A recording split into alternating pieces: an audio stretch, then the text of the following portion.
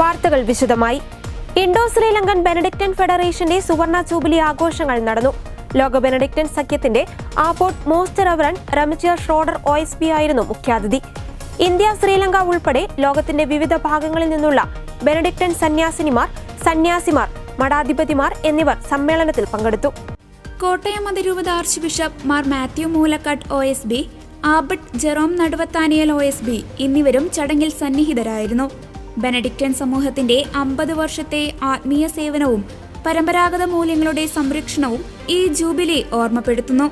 സഭാ നേതാക്കൾ പ്രാർത്ഥന, പ്രവർത്തനം, സേവനം എന്നീ 3 തൂണുകളിലൂടെ ഈ ദൗത്യയാത്ര തുടരുമെന്നും പറഞ്ഞു.